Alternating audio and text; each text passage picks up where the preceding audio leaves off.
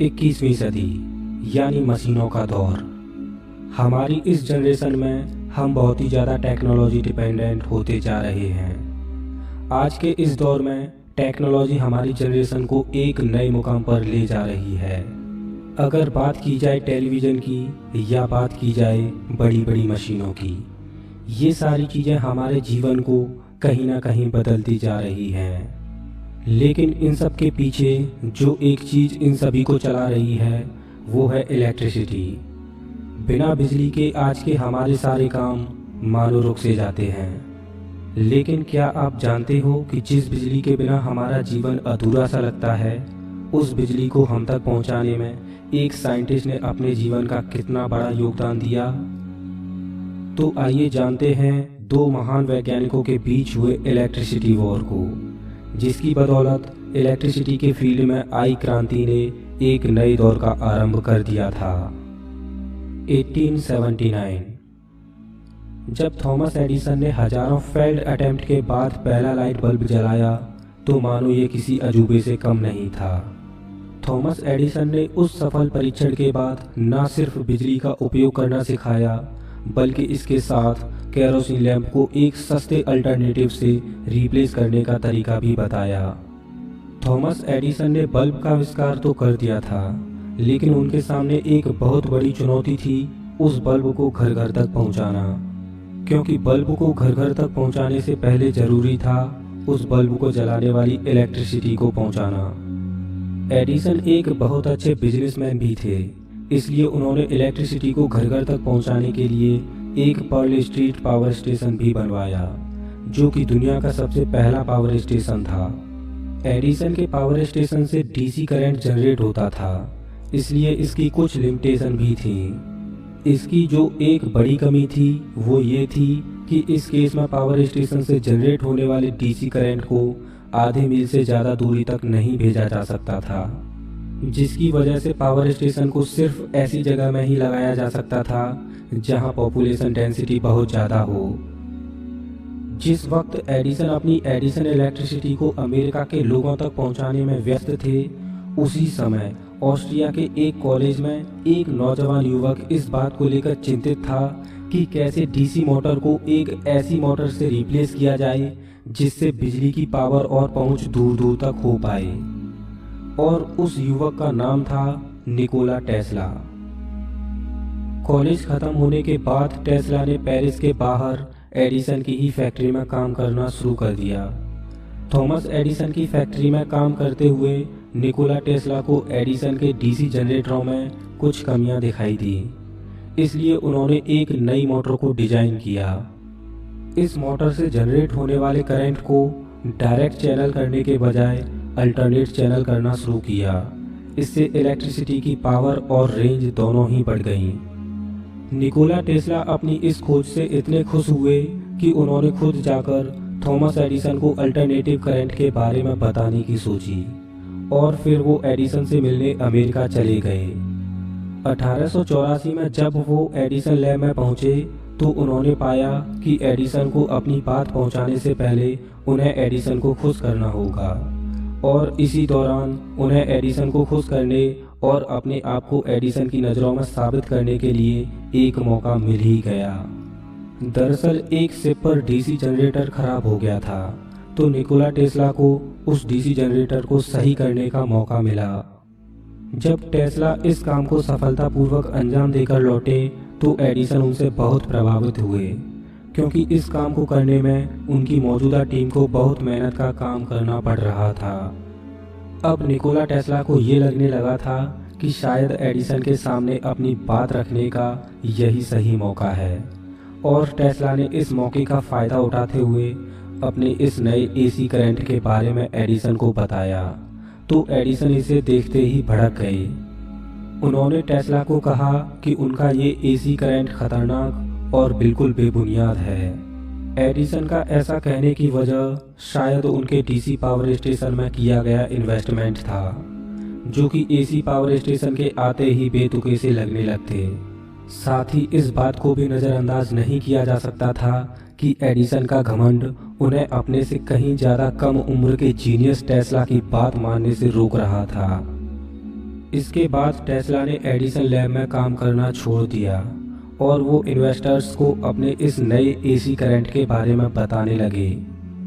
धीरे धीरे समय बीतता गया और समय के साथ एडिसन की कंपनी को अपने डीसी पावर स्टेशन की लिमिटेशन की वजह से पावर सप्लाई की डिमांड को पूरी करने में दिक्कतें आने लगीं, क्योंकि इलेक्ट्रिसिटी की डिमांड धीरे धीरे बढ़ने लगी थी। इस वजह से उस समय के बिजनेसमैन इलेक्ट्रिसिटी को पावर सप्लाई ना समझकर उसे बिजनेस की वस्तु के रूप में देखने लगे और उन्हें इलेक्ट्रिसिटी के रूप में सिर्फ पैसा कमाने का जरिया ही दिखा। इसलिए जब टेस्ला इन्वेस्टर्स से अपनी कंपनी के लिए इन्वेस्टमेंट मांगने गए तो उन्हें इन्वेस्टर्स से इन्वेस्टमेंट मिल गया और 1887 में उन्होंने अपनी टेस्ला इलेक्ट्रिसिटी कंपनी को शुरू कर दिया। अभी तक एडिसन की डीसी पावर सप्लाई का मार्केट में एक तरफा राज होने की वजह से सभी को एडिसन की शर्तों को मानना पड़ता था। इसलिए एडिसन आम लोगों के उपयोग में आने वाले करंट और फैक्ट्रियों में उपयोग होने वाले करंट को अलग अलग दरों पर बेच रहे थे। टेस्ला ने अपनी इस नई कंपनी से एडिसन के एक तरफा चल रहे राज को सीधी चुनौती दी। टेस्ला का एसी करंट एडिसन के डीसी करंट से 1/3 कम दामों पर उपलब्ध था। साथ ही एसी करंट सभी को एक समान दरों पर मिल रहा था, चाहे वो फैक्ट्री हो या फिर कोई आम इंसान। अभी तक इलेक्ट्रिसिटी को सिर्फ लाइट बल्ब जलाने के लिए उपयोग किया जाता था, फिर चाहे वो इलेक्ट्रिसिटी एडिसन की कंपनी की हो या फिर टेस्ला की कंपनी की। टेस्ला ने इस क्षेत्र में एक और नई कामयाबी हासिल की। उन्होंने अपनी मोटर में कुछ जरूरी बदलाव किए। इससे अब इलेक्ट्रिसिटी से न सिर्फ लाइट बल्ब जलते थे बल्कि मशीनें भी चल सकती थीं। ये कदम टेस्ला की कंपनी के लिए जहां मील का पत्थर साबित हुआ, वहीं दूसरी तरफ एडिसन के लिए ये कदम बहुत ही नुकसानदायक रहा। एसी के इस एडवांटेज के बाद जुलाई 1888 में टेस्ला को जॉर्ज वेस्टिंगहाउस के रूप में एक बड़ा इन्वेस्टर मिला।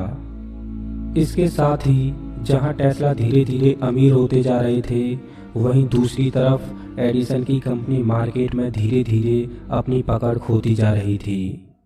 इस बात को एडिसन ने बहुत ज़्यादा पर्सनल वे में लिया और किसी भी तरह से टेस्ला और वेस्टिंगहाउस की कंपनी को ख़त्म करने का मन बना लिया।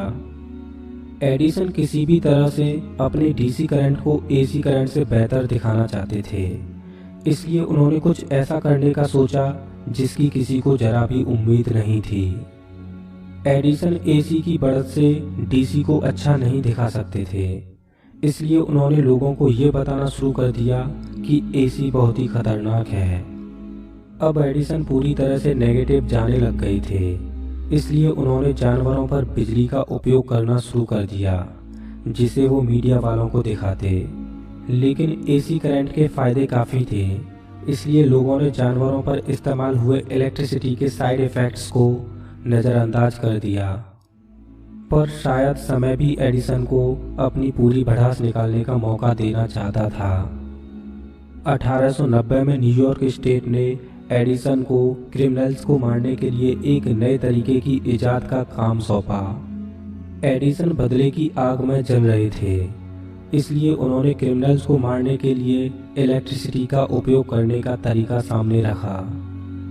आखिर 1890 में ऑबर्न की जेल में विलियम कैमलर नाम के क्रिमिनल को सबसे पहले डेथ बाय इलेक्ट्रिकल चेयर की सज़ा सुनाई गई। इसके लिए एडिसन ने 1000 वोल्ट के एसी करंट को विलियम के ऊपर छोड़ने का बंदोबस्त किया। आखिर वो दिन आ ही गया जब विलियम कैमलर की मौत इलेक्ट्रिसिटी से हुई। वो मंजर इतना खतरनाक था कि आई विटनेस ने बताया कि इससे तो अच्छा होता कि वो उसे आरी से काटकर मार देते। इसके बाद टेस्ला की कंपनी की बहुत निंदा हुई। अब टेस्ला की कंपनी को कुछ ऐसा चाहिए था जिससे वो अपने एसी करंट की काबिलियत और ताकत दुनिया को दिखा सकें। और टेस्ला के पास एक मौका आया नायग्रा फॉल पावर कंपनी के रूप में।